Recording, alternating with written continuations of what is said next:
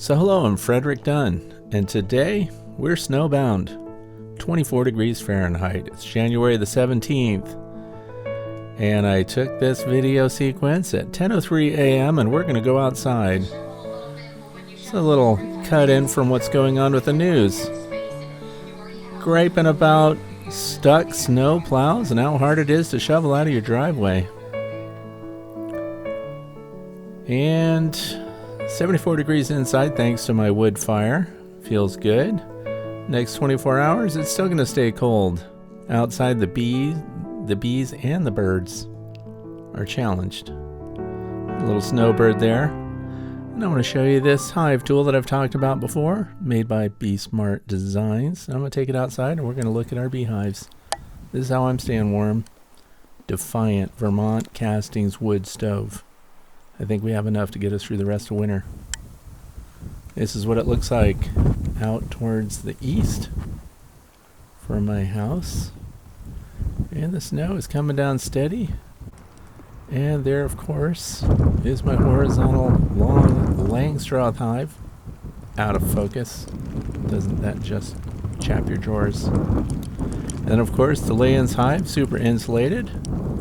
Blocked up most of the top vents there on it. We have other hives, and we're going to visit each and every one of them. And we're going to look at their landing boards to see if they're cleared on their own or if we have to help them out. And this is timely because someone wrote me just today and said, "Hey, should we be out there clearing off our landing boards?" And my response to that was, watch the video tonight and you'll see. So the snow is deep. These hives are 18 inches off the ground, so you can tell that the snow is nice and deep there. A lot of it is due to drifting. And as I mentioned, even the snow plows can't get through today. And that's a flow hive in the foreground there. And sometimes you can see, just by looking at the landing boards, that the bees are doing well because they've managed to move enough air through there while the snow falls to keep things open. But I was surprised. Some of my strongest colonies are not open. Look at number 9 here. Flow hive 2. Now I hot glued this little piece of wood on the front, and that was supposed to stay there as an entrance reducer. We don't care so much about that now because robbing has subsided thanks to all the snow and the fact that we're in January. Right here, clear this out a little bit, see if I can't scoop some dead bees out. So yes, very important to keep these little entrances open. Remember that bees in trees, they don't worry about snow building up on the front because they have no landing boards on those natural entrances. So those are clear. Not a pile of dead bees there. Now this one has no feeding super. It's got an insulated inner cover on it. It's got the hive visor on the front. And going into winter, we had a full super of honey in that second deep. But we're going to scrape it off. Look, they did not vent it on their own. Hive number 11 here. And there's the entrance. I don't necessarily have to scrape away the snow from the entire width, but I want to make sure that they have an airway there. Just like taking somebody and laying them on their back and tilting their head back so they have a nice clear airway. Bees can live with very little air actually, and they can handle high CO2 levels. But if you don't keep them clear, let me tell you what sad feeling it is if you come along in spring and you find there's a pile of dead bees against your entrance reducer and your bees could not get out when they had an opportunity for cleansing flights. Now normally what I do, although I'm not doing it today, I bring Ziploc baggies with me, and if I get piles of dead bees, I scoop them in, and for example that was hive 11, I would mark that baggie hive 11. Then I'm going to take them in and squish their guts and do nosema counts. So we have a feeder shim on top of that one, insulated inner cover. We have the hive visor, and of course another little hot glued entrance reducer piece of wood there. And we're going to scrape this away. Now this hive tool is really handy. This is my first winter with it. They just came out. You might be wondering where you can get one of these. Better Bee sells them. They're like $4, under $5 for sure. And they reach all the way to the back. So scoop out as many of them as you can. But what I'm impressed by is the fact that there's only a a few dead bees on the bottom. That's a very good sign, because I know from the last warm day we had that these bees were flying, so things were good. Pan down from the top. BMAX insulated outer cover. Feeder shim, insulated inner cover. Medium super that was full of honey. Deep brood box. Hive number 13. No evidence of them venting on their own. Now the snow is falling just as quick as you can shovel your walk or your driveway. And as I mentioned before, even the snow plows are stuck. So who's going to help anybody? Now that is the hive gate. And they're not blowing hot air through it. So it is important. There is a little peg inside there. You could pull the whole hive gate out. But it's actually clear through the channel. So I'm not worried about the dead bees piling up in there. I think what's happening, though I haven't looked inside, is that the dead bees pile up on the outside of the hive gate towards the front of the box and are not plugging the entrance. Here we are looking at the cornfield there, just so you can see how desolate it all looks. Like a scene from Dr. Zhivago. Now that is a 10 frame feeder shim on the insulated inner cover, and then of course an 8 frame box underneath of it, and then the hive visor. Now these did manage to keep their entrance open, so that's interesting to me. The other part is, guess what direction this landing board faces? It faces north. So, no sunshine, of course, and the reason that the little strings of aluminum wire are strung out there is because we had a skunk trying to get in there before I finished elevating this up to that 18-inch magical number. And I was going to bring my FLIR C2 camera out with me. Went to grab it, and guess what? Battery's dead. I knew somebody was going to ask, why didn't you do a thermal? Now this one, insulated inner cover, and that top box is full of honey. And I noticed that they didn't seal it up very well with their propolis. So what I did was I actually wrapped this thing with a tree wrap. So I'm testing that out just for kicks and giggles. And they have a hive gate on it, and they kept that one clear on their own. So this is a handy little colony here, keeping up with things. Number 1.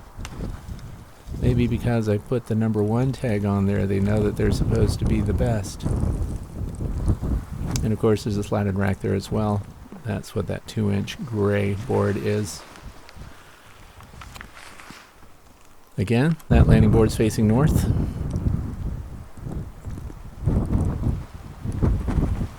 Here we are by the Serbian spruce tree. Insulated inner cover. BMAX outer cover. Medium super full of honey. Deep brood box. Number 18 had a large bee population going in, and they did a great job of storing their honey. Now we have Hive Alive fondant on half of the hives. So we're going to be interested in looking for that too. And I'm also happy to find that I'm not sweeping out piles of dead bees here. Just a few. So where are the bees? Clustered, nice and tight.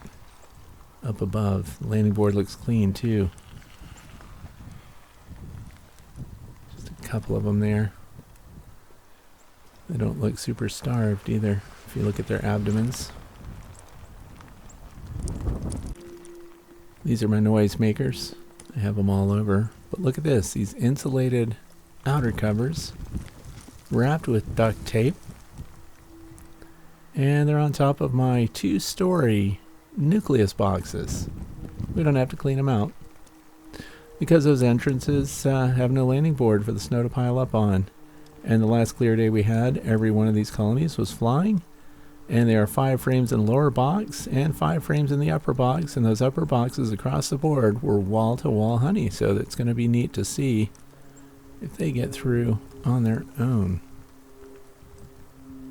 So we have a lot to look forward to in spring. But those are just sleeves out of insulation that someone else made for me. Many thanks to Greg for that. And now we have this insulated inner cover there. Feeder shim on top. Hive Alive is on it. This is a cedar box, and it is a flow hive.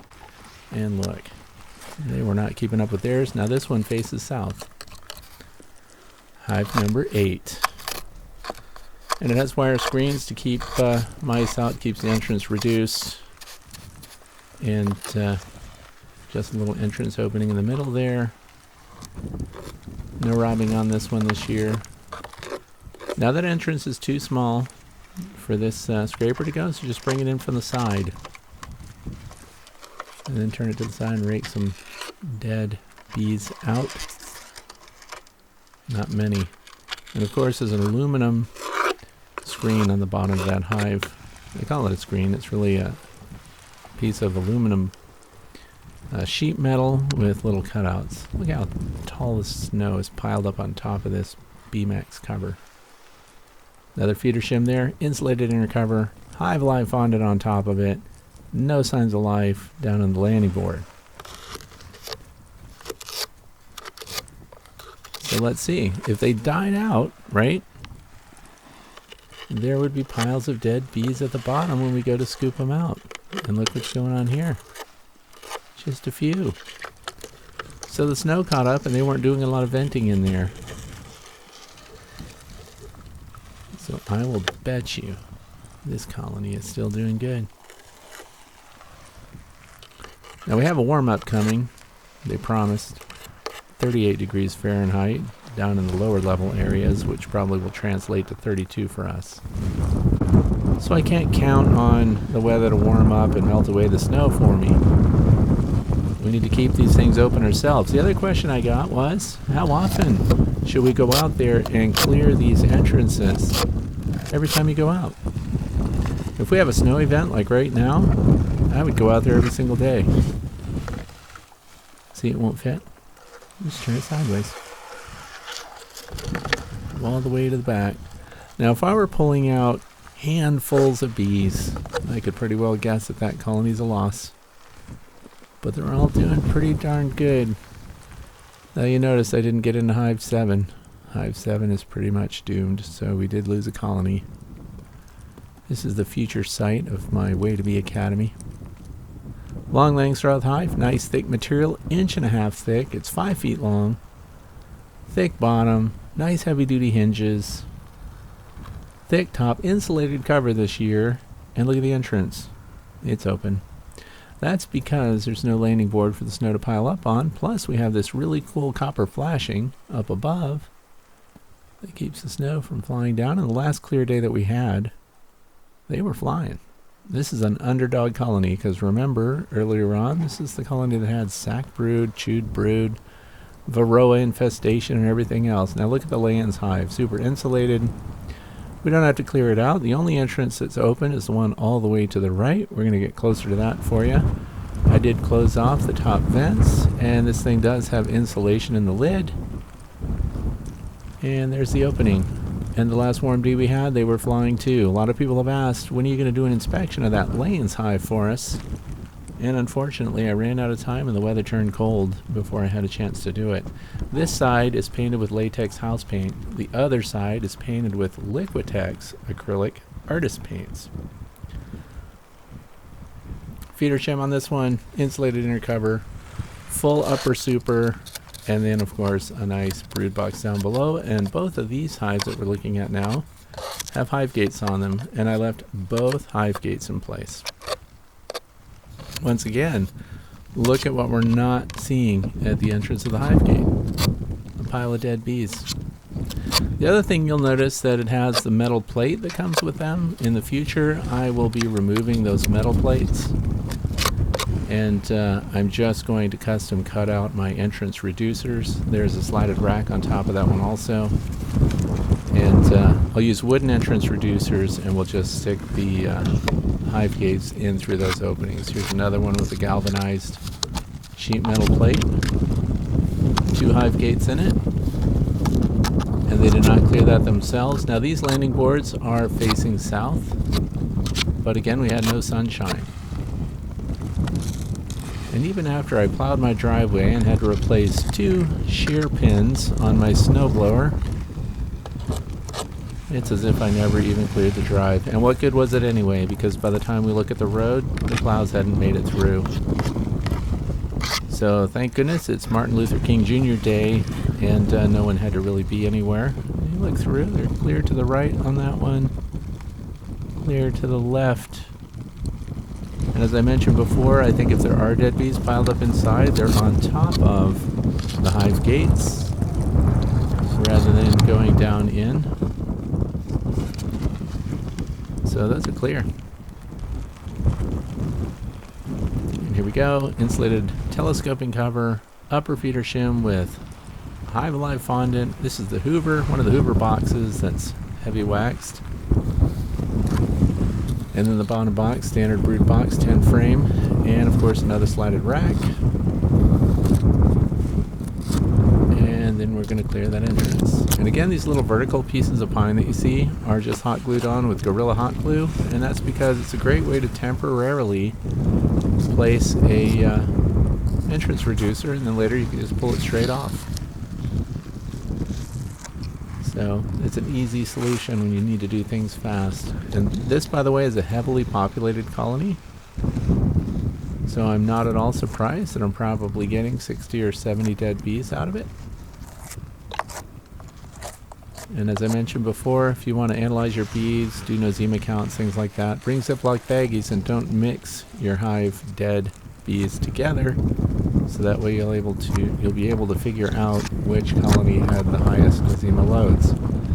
And that's one of the reasons for the Hive Alive fondant. Other than emergency feeding in wintertime, we are hoping that it also demonstrates a reduction in nosema spores. And that's marked Hive Alive 1218 because that's when I put the fondant patty on.